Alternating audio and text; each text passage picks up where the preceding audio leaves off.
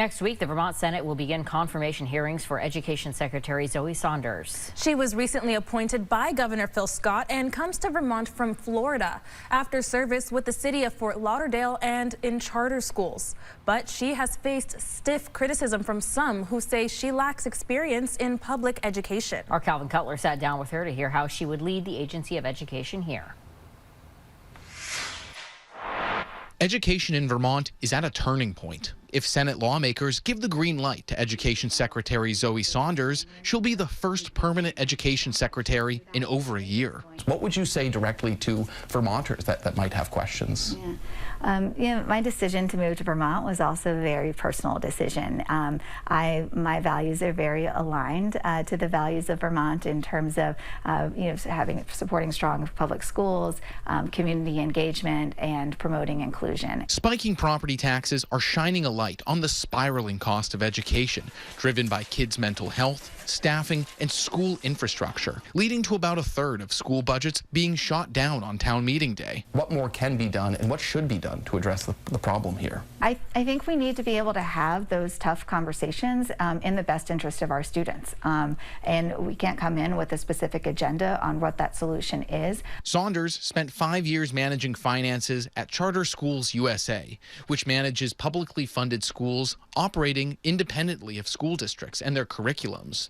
She maintains charter schools are public schools, but says she and Governor Phil Scott are not interested in creating them in Vermont. And I think that's very relevant, my experience in doing that to the local control model here in Vermont, where we're really striving to have high quality expectations and outcomes for every student while allowing for that localized control. Critics say she lacks experience as an educator. Your appointment has drawn some sharp criticism from Democrats, some progressives, and even some in the education community, people who have said that you don't have a background as a teacher, as a principal, or as a superintendent.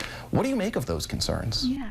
So I think my background is in public education, and I've devoted my career to improving student outcomes, creating college and career pathways, and ensuring great public schools.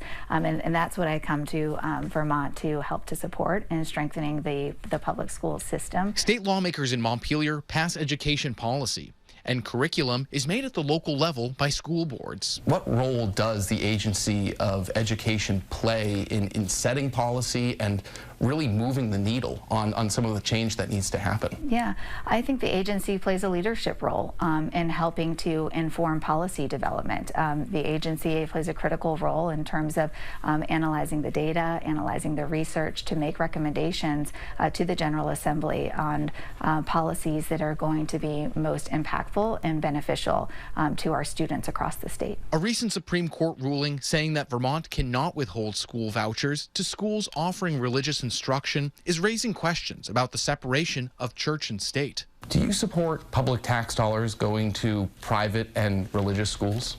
So I think, from the agency perspective, we must comply with the federal law, and that's determined that if we are to share tuition dollars with independent schools, that we also need to with our independent schools that are parochial. Education Secretary Zoe Saunders, thank you very much for your time. I appreciate it. Saunders' confirmation hearing will be before the Senate's Education Committee next Tuesday, April 23rd at 2 o'clock in the afternoon.